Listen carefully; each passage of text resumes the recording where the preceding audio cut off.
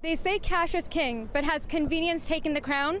Let's find out. Yeah, I never take out cash. Oh, why is that? Just because I guess the Visa, like I use my Apple Pay, so it's just a quick tap and it's right there. I think people haven't fully transitioned out of using cash all the time.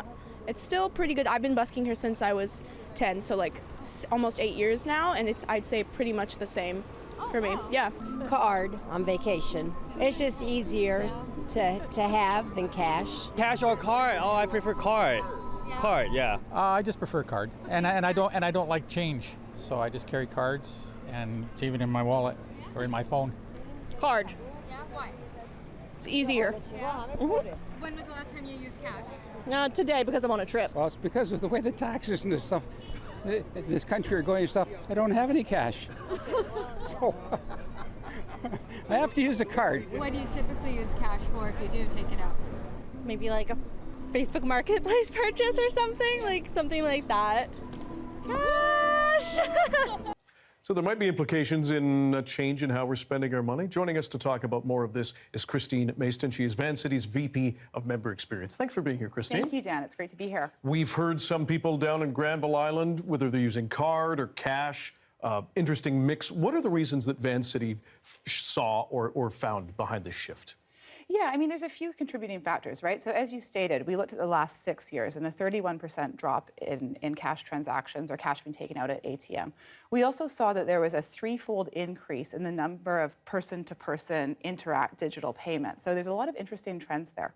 What's leading to that is increase in digital technologies, allowing payments, and really people getting more comfortable with the use of cash. Mm-hmm. Is there a demographic split, cultural split that you find, if younger versus older, when it comes to people who are more comfortable or just using cash or going cashless more?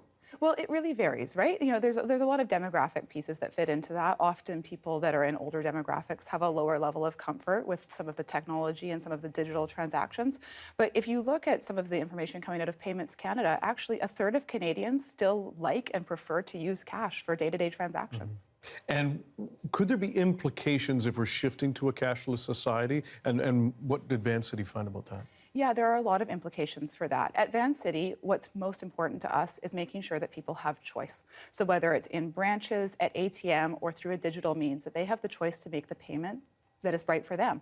Mm-hmm. And you know, really, there's a lot of people that could be left behind in a cashless society. We want to make sure things are accessible to them. So for example, Pigeon Park Savings in the downtown east side, mm-hmm. there are many people there that rely on cash for their day-to-day transactions and budgeting.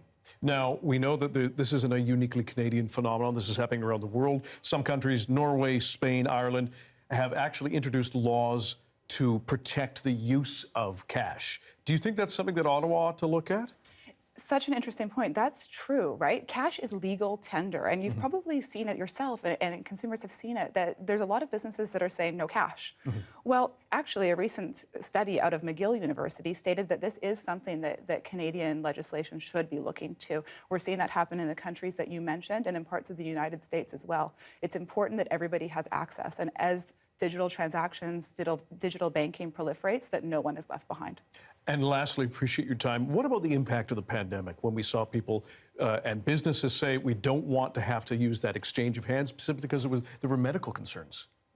100%, and it's really important to have choice, but there's also a really good reason to give people the choice for cash. For example, if there's a power outage, you might want to have some cash on hand. Mm-hmm. And we know that there's lots of occasions where people like to use cash. In fact, our report found that July and August, right now, is the peak time for people taking cash out of ATMs. Why? They're enjoying the summer, getting an ice cream with their family, tipping a busker in Robson Square.